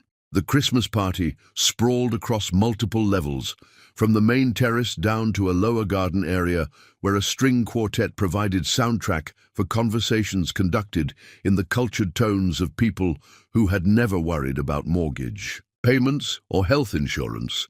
And there, visible through the floor-to-ceiling windows of what appeared to be a grand drawing room, was the scene that would haunt Zaria's dreams for years to come.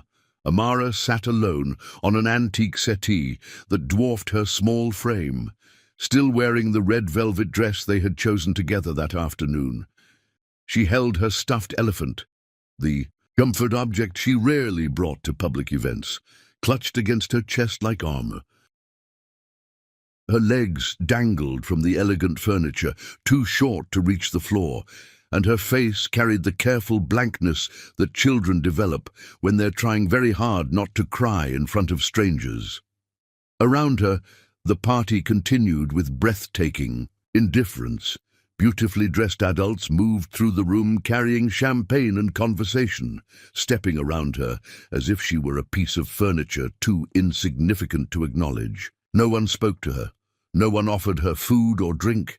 No one seemed to register that a 7-year-old child was sitting alone and forgotten while the adults enjoyed their celebration. And in the center of it all, Hayden stood near an enormous Christmas tree, deep in animated conversation, with a blonde woman in a designer gown who could only be Catherine Whitmore.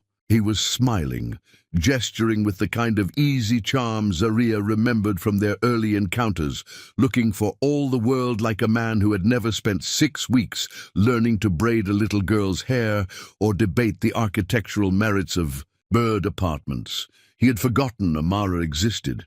The realization hit Zaria like a physical blow, followed immediately by a rage so pure and focused it felt like divine intervention. She moved toward the house with predatory purpose, no longer caring about social protocols or appropriate behavior or anything except removing her daughter from this monument to calculated cruelty.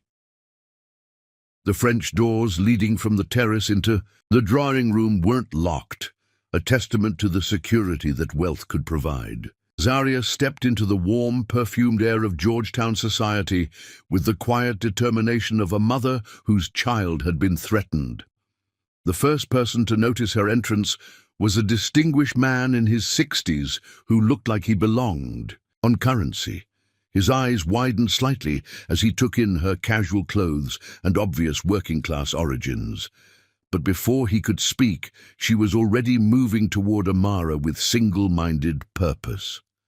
"Baby girl," she said softly, kneeling beside the settee and opening her arms. Amara's careful composure crumbled instantly. She launched herself into her mother's embrace with the desperate relief of someone who had been rescued from drowning, and Zaria felt the small body trembling against her chest. "I want to go home, Mama," Amara whispered. "I don't like it here." "We're going home right now," Zaria promised, standing and lifting her daughter into her arms. "Right now." It was then that the silence spread through the room like a ripple across still water. Conversations halted mid-sentence as the assembled guests turned to stare at the intruder who had dared to enter their sanctuary uninvited. Zaria felt their attention like a weight, their curiosity and disapproval radiating across the elegant space with palpable force. And finally, inevitably, Hayden looked up from his conversation with Catherine Whitmore and saw them standing there. The expression that crossed his face, surprise, guilt, calculation, and something that might have been relief, told Zaria everything she needed to know about how completely he had compartmentalized his two lives.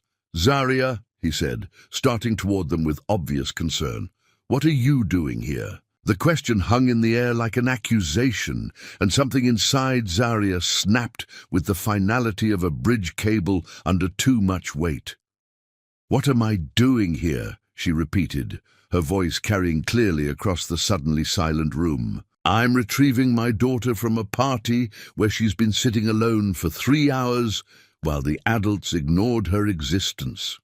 A collective intake of breath swept through the assembled guests, and Zaria realized she had just committed the ultimate social sin. She had told the truth in a room designed for comfortable lies. "Now wait just a minute," came a crisp voice from behind her, and Zaria turned to face Victoria Thorne, resplendent in midnight blue silk and righteous indignation. "This is a private event and you are trespassing." "I'm retrieving my child," Zaria said with deadly calm, "who never should have been exposed to this gathering in the first place." Exposed? Preston Thorne materialized beside his wife, his face flushed with what appeared to be genuine outrage.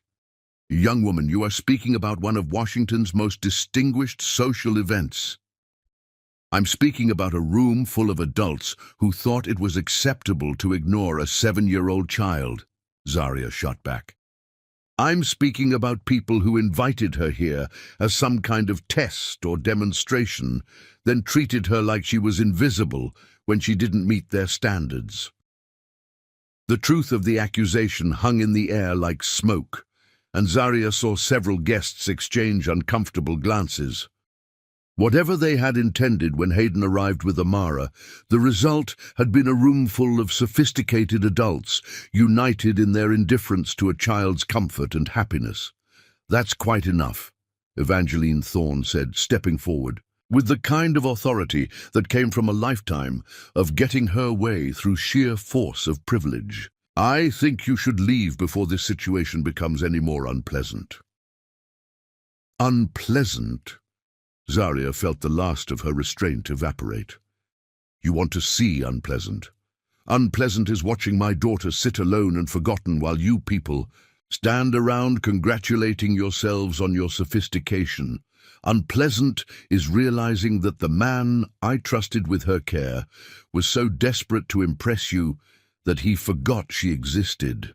Her gaze found Hayden across the room, and the raw pain in her voice made him flinch visibly. "You brought her here," she continued, her words cutting through the perfumed air like a blade. "You convinced her to come to your family's party, made her believe she was welcome, then abandoned her the moment you found more interesting company." "Zarya, that's not what happened," Hayden said, finally moving toward them, but she held up a hand to stop his approach. "Don't," she said quietly. "Don't you dare try to explain this away. She called me Hayden. My 7-year-old daughter called me from a bathroom because she felt so unwelcome that she couldn't even enjoy a party with a chandelier in the bathroom."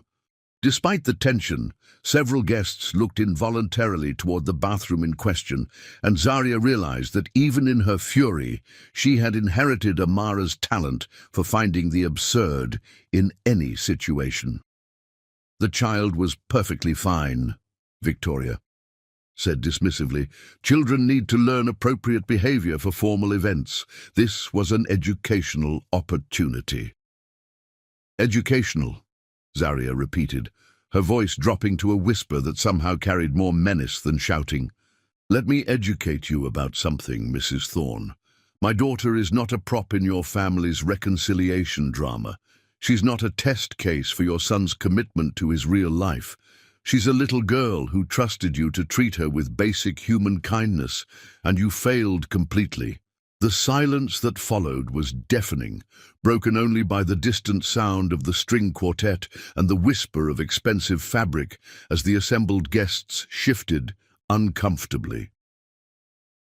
"Furthermore," Zarya continued, gaining momentum, "if any of you think that wealth and social position excuse treating a child like an inconvenience, then you're not sophisticated, you're simply cruel."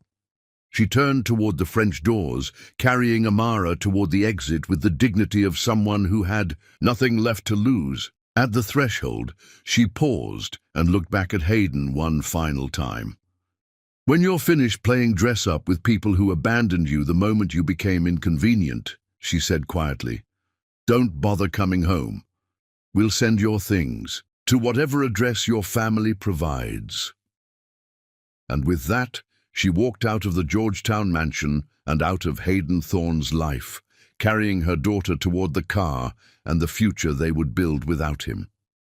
Behind them, the party resumed, with the practiced ease of people accustomed to pretending uncomfortable truths had never been spoken. But in the corner of the grand drawing room, an antique settee sat empty, bearing silent witness to the moment when love proved insufficient to bridge the gap between two incompatible worlds.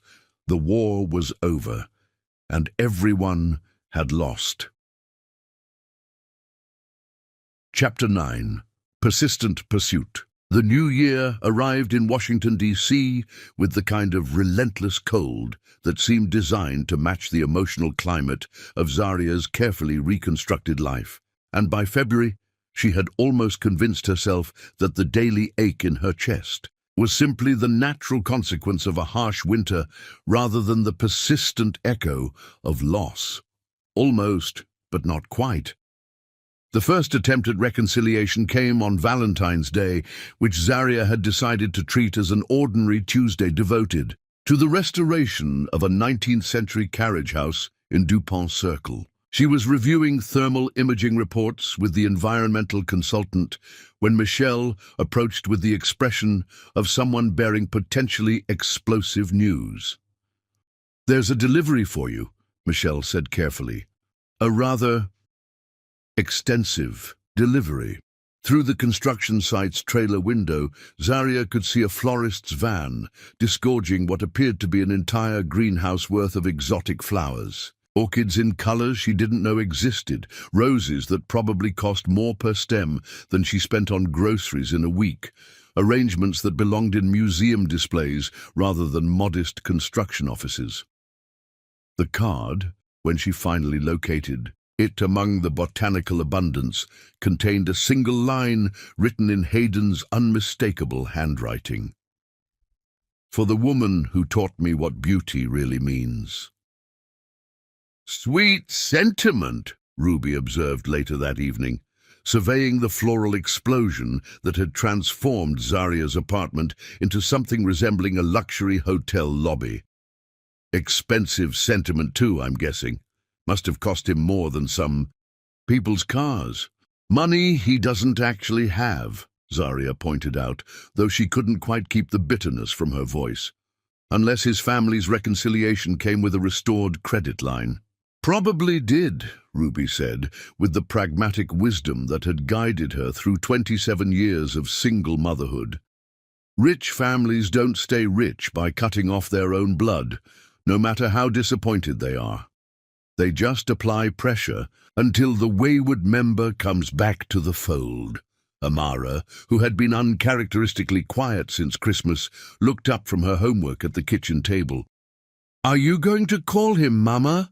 The question was asked with studied casualness, but Zaria caught the note of carefully controlled hope in her daughter's voice. 3 months later, Amara still occasionally asked when Hayden was coming home, still set an extra place at dinner, before remembering it wasn't needed, still saved interesting stories from school to share with someone who was no longer there to hear them. "No, baby girl," Zaria said gently. "Beautiful flowers don't change what happened. They don't make broken promises whole again."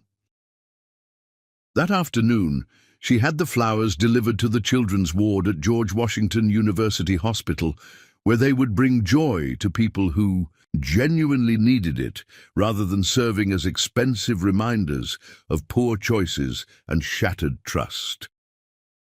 The second attempt came in March, disguised as professional necessity. Zaria was conducting a final inspection of the Meridian House restoration, now under new ownership and nearly complete, when she discovered Hayden waiting in the building's elegant lobby. He wore the same charcoal suit from Christmas Eve, though it seemed to hang differently now, as if tailored for a man who carried himself with less unconscious authority. "The new owners asked me to review the final specifications," he said without preamble, his voice carefully neutral. "Make sure everything meets the original vision for the project." It was a reasonable explanation, even logical given his extensive knowledge of the building's complex requirements. It was also obviously fabricated, since the new owners, a hotel development company, had been perfectly satisfied with Zaria's detailed progress reports and had never expressed any need for additional consultation. "I see," Zaria said, consulting a clipboard with professional detachment. "And what exactly did you want to review?" For the next hour, they moved through the restored spaces with the kind of focused efficiency that had characterized their early working relationship. Hayden asked intelligent questions about the hardwood floor restoration, offered thoughtful observations about the period lighting installations, and demonstrated the same appreciation for historical preservation that had first impressed her. It wasn't until they reached the building's crown jewel, a restored ballroom, with original chandeliers and hand-painted ceiling murals, that the professional facade finally cracked. "This is extraordinary work," Hayden said softly, studying the intricate plasterwork that had required 6 months of painstaking restoration. Your team achieved something remarkable here. Yes, Zarya agreed, this they did. The silence stretched between them, filled with everything they weren't saying and couldn't take back. In the afternoon light filtering through the ballroom's tall windows, Hayden looked tired, older somehow, as if the past 3 months had aged him in ways that had nothing to do with calendar pages. Zarya, he said finally, I need you to know that what happened at Christmas was exactly what I expected to happen, she interrupted, her voice carrying a finality that made him stop mid-sentence. You made your choice, Hayden. You brought my daughter to a place where she would be judged and found wanting, then forgot about her the moment you found more suitable company. That tells me everything I need to know about your priorities. That's not fair. You're not letting me explain. There's nothing to explain. Your actions spoke louder than any explanation ever could. She gathered her inspection materials and walked toward the exit, leaving him standing alone in the beautiful room they had once planned together, surrounded by the evidence of what they might have accomplished if trust hadn't proved more fragile than century-old plaster.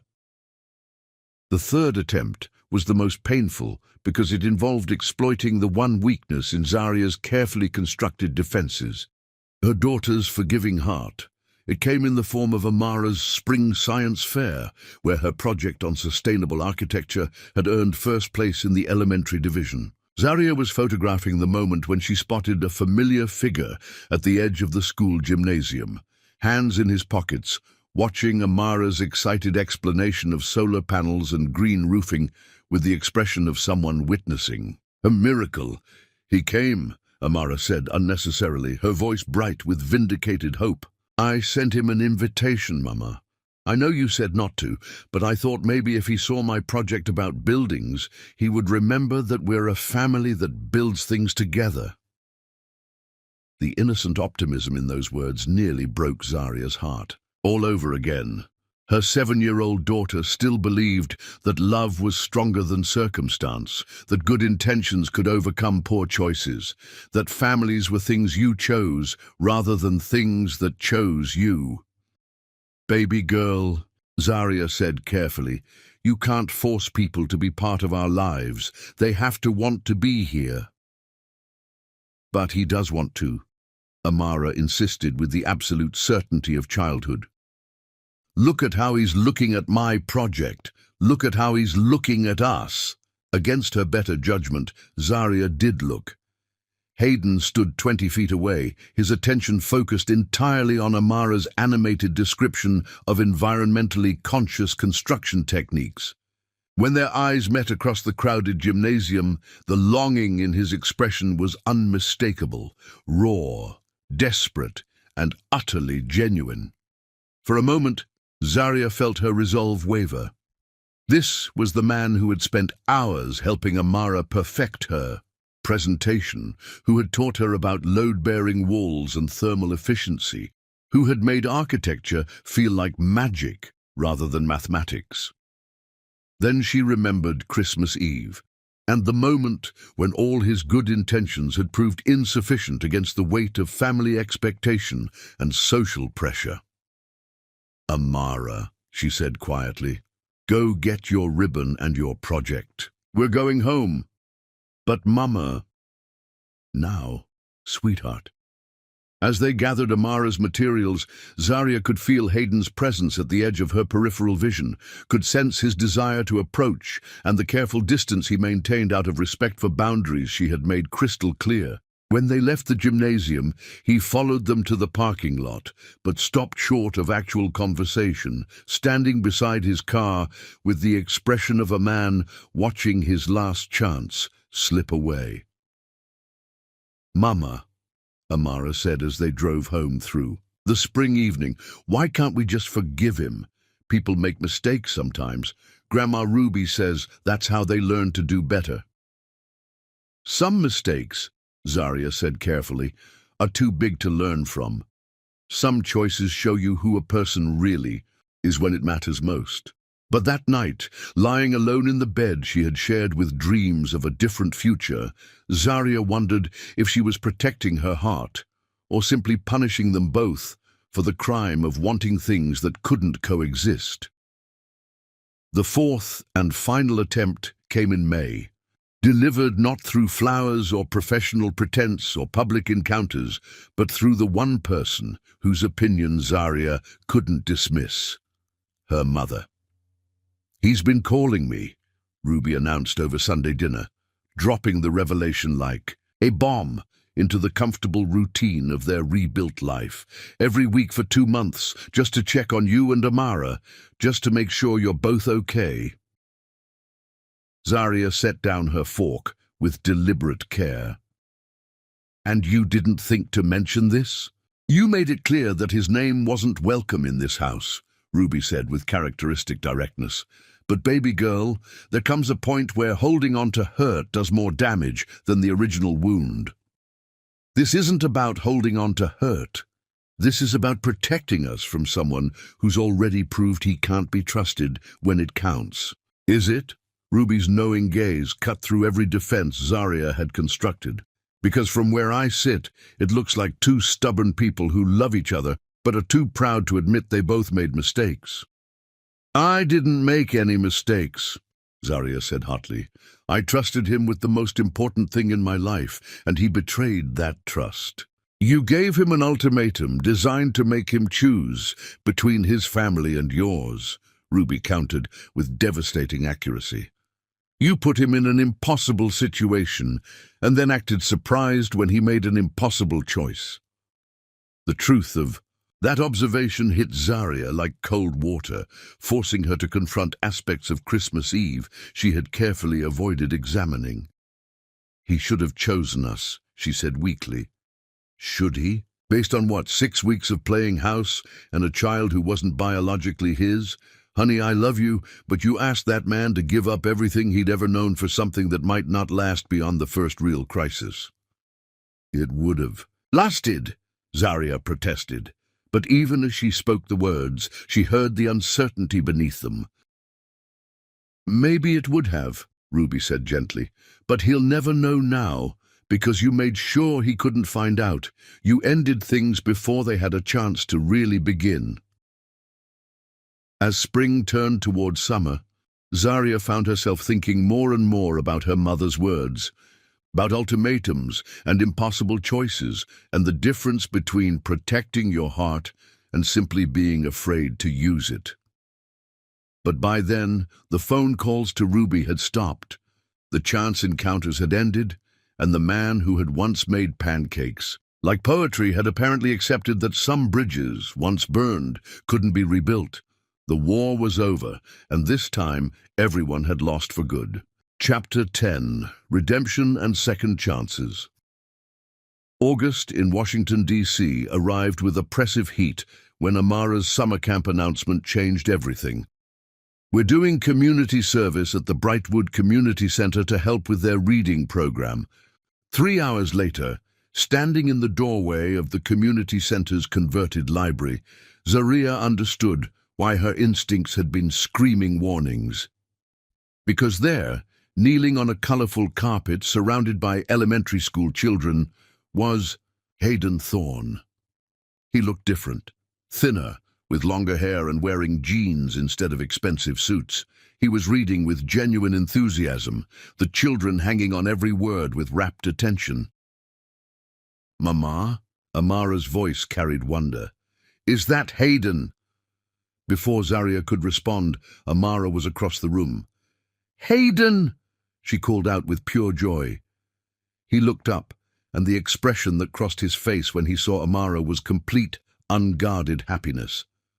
Whatever else had happened in 8 months, his love for her daughter remained absolute.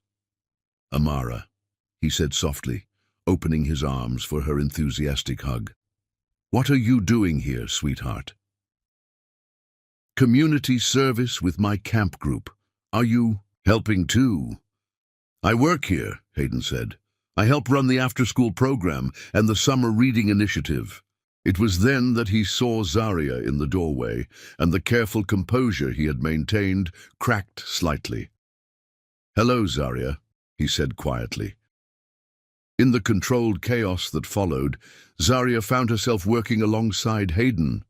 He was good at this, patient with struggling readers, encouraging without condescending, naturally able to make learning feel like play. "Miss Zarya?" A small voice interrupted her observations. "Are you Mr. Hayden's wife? Because he talks about you a lot. He says you're the smartest, most beautiful woman in the world, and Amara is the best kid ever invented." The revelation hit like a physical blow. In 30 seconds, a 7-year-old had revealed that Hayden carried them in his daily conversations, like people who mattered. When the afternoon ended, Hayden approached carefully. "Would it be all right if I walked you to your car?" "I'd like to talk." Zarya looked at Amara's hopeful expression. 5 minutes. At the car, Hayden took a careful breath. "I need you to know that everything changed that night. I chose wrong, chose the appearance of belonging over actually belonging. I chose fear over love, and I will regret that choice for the rest of my life." "Regret doesn't change what happened," Zarya said quietly. "No, but understanding why it happened can prevent it from happening again. I've spent 8 months learning to live differently, to build a life based on contribution rather than accumulation." He gestured toward the community center. "I started volunteering here in January. Georgetown offered me a teaching position, but when I saw what real work looked like, helping kids discover they're capable of amazing things, I realized I'd never done anything that mattered before." Amara stepped closer with fearless directness. "Did you miss us?" Hayden knelt to meet her at eye level. "Every single day. I missed your questions about bird apartments and the way you make everything more interesting just by being yourself. I missed being part of a family that chose each other." "Then why didn't you come back?" "Because sometimes when you hurt people you love, they need time to heal before they can trust you again. And sometimes the person who caused the hurt needs time to become someone worthy of that trust." "Have you," Zarya heard herself asking, "become someone worthy of that trust?" "I think I'm becoming that person. The children here seem to think so. I sleep well at night knowing my work contributes something positive to the world, but the only opinions that really matter are yours and Amara's." Zarya studied this man who once defined himself through wealth, now speaking about meaningful work and earned satisfaction. "The position here is permanent. Program director. Steady salary, health benefits, and job satisfaction that doesn't depend on family approval. I'll never be wealthy again, but I'll never be poor in the ways that actually matter." "And your family?" "They've made it clear that rehabilitation requires distance from choices they consider damaging to our social standing." His voice carried accepted loss rather than grief. "Family isn't about blood or obligation. It's about choosing each other every day." "Mama," Amara said quietly, "can we forgive him now?" The question carried such simple faith that Zarya felt tears threaten. Forgiveness isn't something that happens all at once. It's something you choose every day. "But we can start choosing," Amara pressed. "We can practice forgiving until we get really good at it." Despite everything, Zarya smiled at her daughter's approach to emotional rehabilitation. "Yes, we can practice." Hayden's face transformed with hope. "I would like to practice being someone you can trust again. Someone who chooses right when it matters most." "It won't be easy," Zarya warned. "There will be bad days and difficult conversations." "I know, but some people are worth the risk of trying again." "Can we start with dinner?" Amara asked.